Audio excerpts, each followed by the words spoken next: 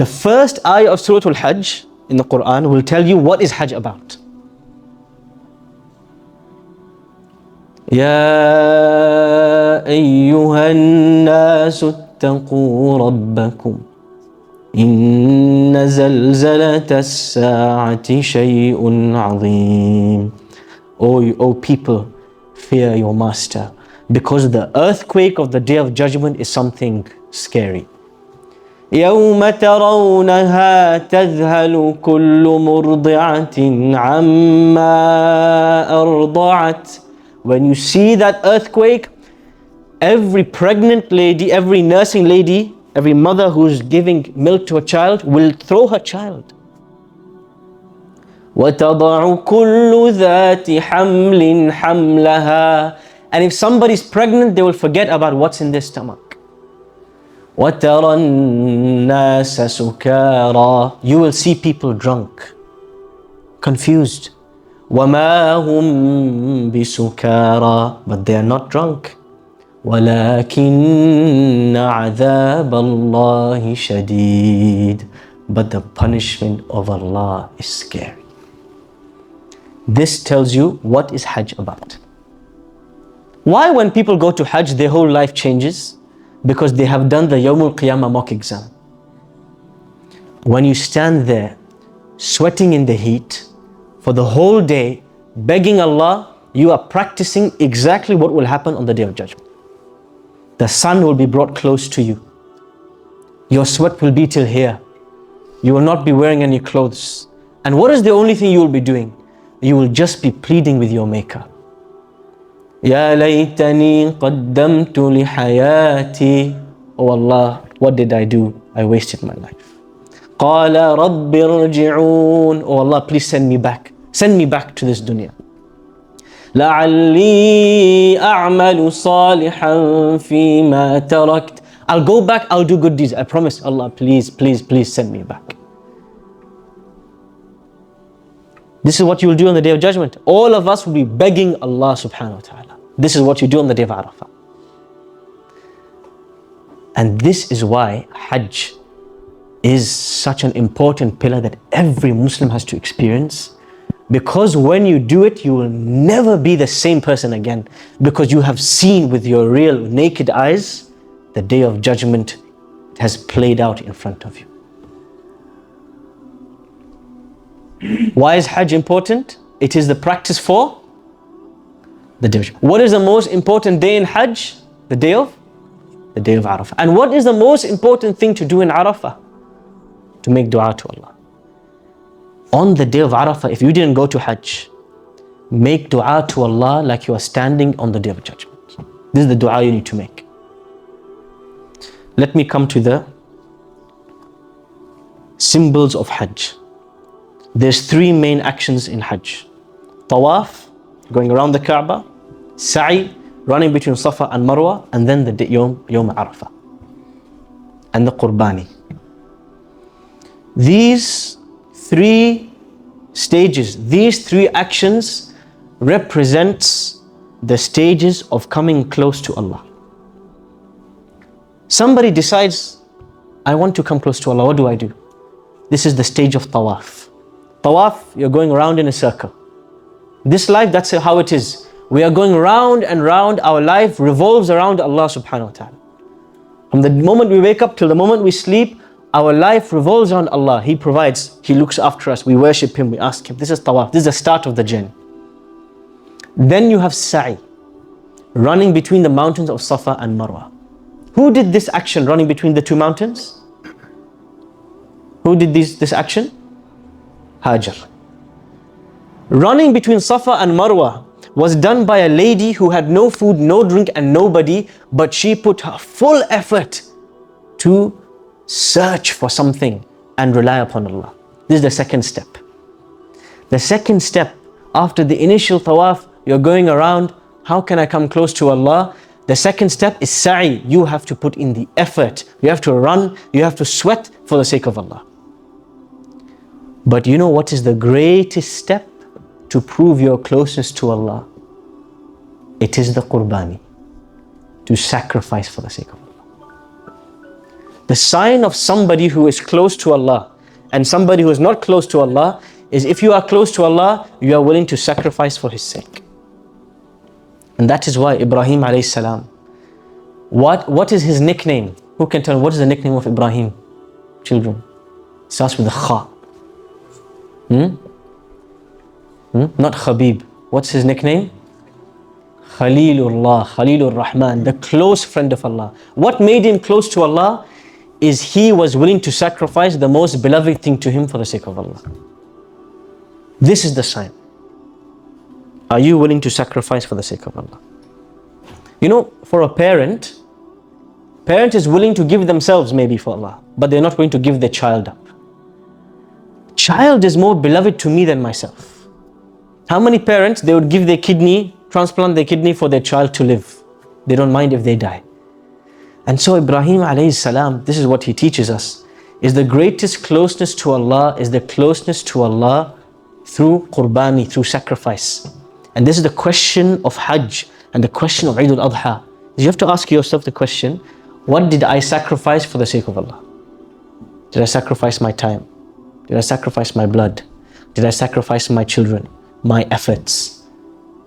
How often we get, a business opportunity or a friend at school. They want us to do something. They're encouraging us. Why don't you jump here? But we know it goes against what Allah wants from us. But we jump in. We're willing to sacrifice Allah. We're not willing to sacrifice money or friends or opportunities, etc. This is what Hajj is about. Now I come to the last part. What should we do in these 10 days of Dhul Hijjah? Who can tell me in the Quran when Allah talks about Hajj, there's one thing He keeps repeating, do this in Hajj, do this in Hajj, do this in Hajj. What is that thing that He asks us to do in Hajj? Sorry? Not taqwa. Forgiveness. Not forgiveness. Very close, uncle. Something more general than this, yes? Remembering Allah. Who can give me the ayah? وَاذْكُرُوا اللَّهَ فِي أَيَّامٍ مَعْلُومَاتٍ. Allah says, these days of Hajj, the whole point of these 10 days, you have to keep remembering Allah. فَإِذَا قَضَيْتُم مَنَاسِكَكُمْ. When you're done with all the Hajj things you need to do, then what does He ask you to do? فَاذْكُرُوا اللَّهَ. Again remember Allah. كَذِكْرِكُمْ أَبَاءِكُمْ. Remember Allah like you remember your fathers. أَوْ أَشَدَّ ذِكْرًا. Actually no, more than that. فَمِنَ النَّاسِ مَنْ يَقُولُ رَبَّنَا. The whole idea of these 10 days of Hajj, the whole purpose of them is for you to remember Allah frequently. So if you're not going to Hajj, what should you do sitting here? You should remember Allah. And what is the most important words to say to remember Allah in these 10 days that the Prophet ﷺ encouraged us to do and his Sahaba? One specific one, Uncle said it. At-takbir. Takbir. What is this takbir? You're all sleeping. Takbir. No. This is takbir. Takbir. No. Now that's what I'm talking about. What is this? Allahu Akbar. What is this? This is how you're going to do in the next 10 days? No, this is the takbir you need to hear. Abu Hurairah and Umar ibn Khattab in the 10 days of Dhul Hijjah, they would go to the market. So you go to Stockport Road as a group and you do takbir like this. Then you'll get arrested. Don't get arrested, inshallah. This is what they would do. Allahu Akbar, La ilaha illallah, Wallahu Akbar, Walillahi alhamd. When you're driving to work, you're driving a taxi, Allahu Akbar, La ilaha illallah, Wallahu Akbar. On the next turn, take a left at the roundabout. You are saying Allahu Akbar, you're in school, you're in college, your teacher's teaching you something, you say Allahu Akbar, La ilaha illallah, Walillahi alhamd. You go to cricket practice, every time you flick your ball in the air, Allahu Akbar, La ilaha illallah, Wallahu Akbar, Walillahi alhamd. You're at the optometrist, you're looking after your patients, you're saying, look at this letter. What does that say? While he's looking at the letter A, you're saying, Allahu Akbar, Allahu Akbar, La ilaha. Woman, auntie is in the kitchen. She's making the roti. She is cooking for the children. And every time she chops an onion, Allahu Akbar, La ilaha illallah, Wallahu Akbar, Walillahi alhamd. Onion is done. Next one, Allahu Akbar, Allah. And of course, Uncle G is also going to help in the kitchen, right? He's also going to do his Allahu Akbar, Allahu Akbar in the kitchen. Everybody can remember Allah. You're dispensing the pharmacy. Yeah, they came to ask you.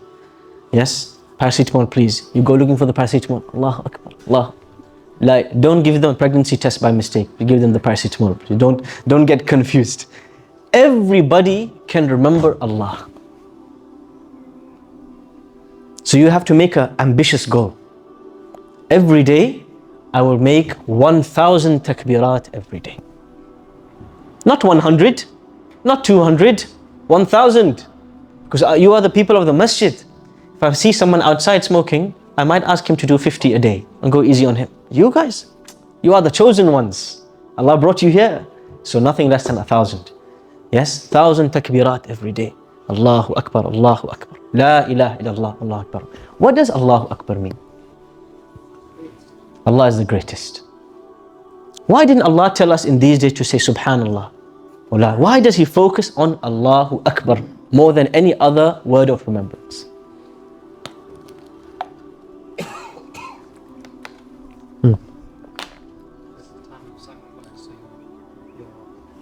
Disconnecting from everything else, you're realigning your focus.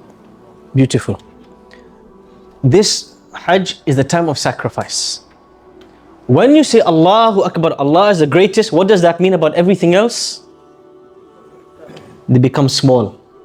So all the stress you have in your mind, all your bills, energy bills, cost of living, it becomes something small. All your problems with your spouse become small. All your stresses for your pharmacy pre-reg exam become small. Yes? All the kids annoying you in the madrasa become small. All the pressures from school become small. Why? Allah is greater. Allah is greater. Allah is greater. That means this is smaller. It's smaller. It's smaller. Oh, it's nothing. There's nothing in my mind except Allah. This is the purpose of Allahu Akbar. It's to remind ourselves everything in this world is minimized in the sight of Allah when we think about Allah. And this is why Allah subhanahu wa ta'ala asks us to say takbir usually when we come to the end of something. When you say Salaamu Alaikum wa rahmatullah, Salaamu Alaikum wa rahmatullah, what was the first thing the Prophet ﷺ used to say? Allahu Akbar, Allahu Akbar, 3 times. When you finish Ramadan, what does Allah say in the Quran? Wali tukabbirullaha ala ma hadakum. At the end of Ramadan, you have to say takbir on the day of Eid. Because takbir, you say when you finish something, when you complete something. Because then you realize, whatever I did, it was so small. And Allah is greater than this. Allah is more than this. Allah is magnified, and everything in my life is minimized. You know when you go on an aeroplane, this is the best analogy I can give you for takbir. Not for takfir, don't do takbir. When you go on an airplane, don't go on Pakistan International Airlines. From personal experience. I'll tell you a story about PIA. One time, I was going to Pakistan in PIA, and of course, as always, PIA is well known for all the turbulence, mashallah, because they want to test your iman. This is the beauty. If you want to test your iman, you take PIA. And when we were going through the turbulence, big time, the uncle next to me started to make dua. And he was saying, imagine, he thinks he's about to die. What's he going to ask Allah? Yasin, Yasin, Yasin. I said, Uncle, Yasin is just 2 letters of the alphabet. It's like saying to Allah, ABC. You know, Uncle, Allah can understand Urdu. You know this. Just speak to Allah in Urdu. He was amazed. He never in his life thought he can just speak to Allah in his language. This is very important when you come to the practical things. So the first thing we said in the 10th of Dhul Hijjah is the dhikr of Allah, especially the takbir. On the day of Arafat, the day of dua, the first rule I'm going to advise all of you, make dua in your own language. What language did Ibrahim a.s. use to make dua to Allah? Anybody knows? What language did Ibrahim speak? You speak Arabic? Who thinks Ibrahim a.s. spoke Arabic? Put your hand up. Ibrahim a.s. spoke Arabic. Ibrahim a.s. didn't speak a letter of Arabic. He spoke Aramaic. Did Musa a.s. speak Arabic? He didn't speak Arabic. He spoke Aramaic. Did Isa a.s. speak Arabic? He spoke Akkadian. And they were still making dua to Allah, right? And their dua was still accepted, right? We don't need to make dua in Arabic. Allah understands every language. When you ask Allah in your language, what's the difference going to be? If you ask Allah in a language that's foreign to you versus asking Allah in your native language, what's the difference going to be? Personalizing. Dua is going to come from the bottom of your heart. That's the difference. When you're speaking to Allah in a foreign language, this is why people don't marry outside of their language. Imagine you struggle to communicate with your wife on a daily basis. How will you communicate? How will you express your love to her? Sign language. It's not going to work. Yes? Why do 99.9% of people marry someone they can communicate with? Because when you communicate in your language, it comes from here. How you want to express, it comes. Just as you feel it to be. So when we speak to Allah, speak to Him in your language. This is the sunnah of all the prophets. Speak to Allah in your language. In Urdu, in Bangla, in Sylheti, in Tamil, in English, in Cockney, Scottish, Liverpool accent, doesn't matter. Allah understands it all. Speak to Allah from your heart. This is the most important thing, is the dua. For it to be accepted, it has to come from the bottom of your heart. And when you ask Allah, we have to remember the legacy of Ibrahim alayhi salam. How did Ibrahim alayhi salam make dua? Remember when Ibrahim alayhi salam left his family in the middle of the desert, what did he ask Allah? Anybody knows?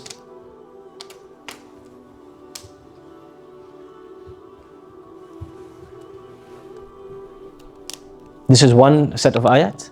There's another. رَبِّ إِنِّي أَسْكَنْتُ مِنْ ذُرِّيَّتِي بِوَادٍ غَيْرِ ذِي زَرْعٍ عِنْدَ بَيْتِكَ الْمُحَرَّمِ. Oh Allah, I left my family in a place with nothing next to your future house. Now if you left your family in the desert, what would you first ask Allah for? If you left your wife and children in the middle of the desert, what would you ask Allah for? Sorry? Protection. And what else would you ask Allah for? Food, water, survival, basically, right? See what does Ibrahim alayhi salam ask Allah for? This is the best lesson. رَبَّنَا لِيُقِيمُوا الصَّلَاةِ. Oh Allah, make them people who pray salah.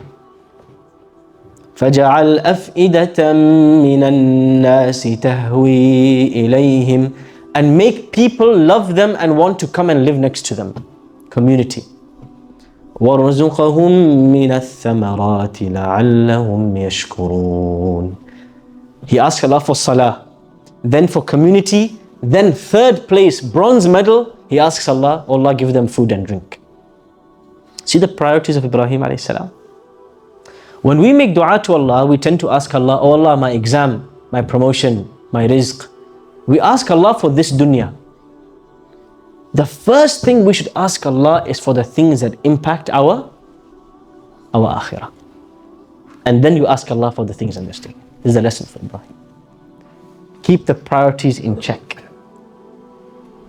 So when Allah says, مَنْ كَانَ يُرِيدُ حَرْثَ الْآخِرَةِ نَزِدْ لَهُ فِي حَرْثِهِ. Whoever wants what the afterlife has, we will give him more in this dunya. وَمَنْ كَانَ يُرِيدُ حَرْثَ الدُّنْيَا نُؤْتِهِ مِنْهَا وَمَا لَهُ فِي الْآخِرَةِ مِنْ نَصِيبٍ. And if you just want this dunya, we will give it to you and you'll have nothing in the afterlife. Make dua for your children. That's what Ibrahim alayhi salam, he's not just asking Allah for himself. He's asking Allah, make my children people who pray salah. Make dua for your grandchildren. Even if you don't see them, they're not alive, make dua for them.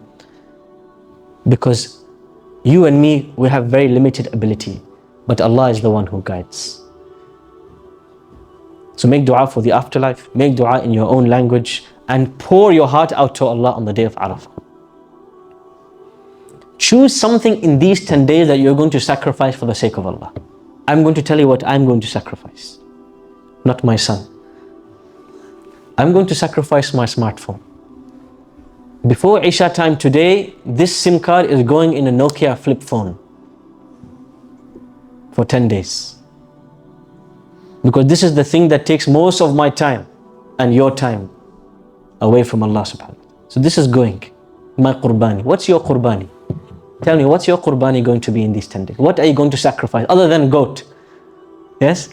What in your life are you going to sacrifice in these 10 days? We all agree this is the biggest time wasted in our lives. Can we all agree about this? Yes. How many WhatsApp forwards and group chats and yes? You will live for 10 days without it, trust me. You will live for 10 days without it, inshallah. Yes. You see, when you start to abandon the mobile phone, the jinn start to notice this plan and they start to possess the electronics. Jinn. A'udhu billahi minkum. We will succeed. Go away from this place. MashaAllah. Okay. So in summary, what is the significance of Hajj? Who's going to tell me? Why is Hajj so important? It is a practice for Yawmul Qiyamah. What is the most important day in Hajj? What are you going to do in day of Arafah? Dua. What's the first rule of dua? In your own language. Very good. What's the second rule of dua? Ask for Akhirah first and Dunya second. What is the most important thing for you to do in these 10 days? Oh, dhikr of Allah. What is the most important dhikr to do in these 10 days? Allahu Akbar. While you're chopping onions, while you're driving taxi, while you're working, while you're doing joinery, plumbing, it doesn't matter. Allahu Akbar, Allahu Akbar, Allahu Akbar. La ilaha illallah wa lillahi alhamd. And what we all have to focus in these 10 days? Sacrifice. The path to becoming close to Allah and becoming from the awliya is qurbani. You have to sacrifice something. Allah says in the Quran, لَن تَنَالُوا الْبِرَّ حَتَّى تُنْفِقُوا مِمَّا تُحِبُّونَ. You will never reach righteousness until you spend from the things that you love. So you have to tell me, what do you love the most in this dunya? Is it money? Give £1,000 for Allah this Dhul Hijjah. Is it your time? You don't want to give your time to anyone? You're going to do i'tikaf in the masjid for one day. One day you're just going to give to Allah in the masjid. What do you love the most? You give it for the sake of Allah. This will push you to new heights in your closeness to Allah. Because how did Allah test Ibrahim alayhi salam? Tell me, Allah could have asked Ibrahim alayhi salam to take his own life. But is that the most beloved thing to Ibrahim? He can take his own life, no problem. But what is more beloved to him? The life of his son. Why? What is special about Ibrahim alayhi salam and his son? Who can tell me? Why does Ibrahim alayhi salam have a special love for his children more than any of us here today? How old, roughly, do anybody know how old was Ibrahim alayhi salam when he had his first child? In his 90s. Imagine you have to wait till age 90 to have a child. How much you're going to love this child? Yes? Because Ibrahim alayhi salam waited. Imagine this situation. This happens today. A woman becomes pregnant.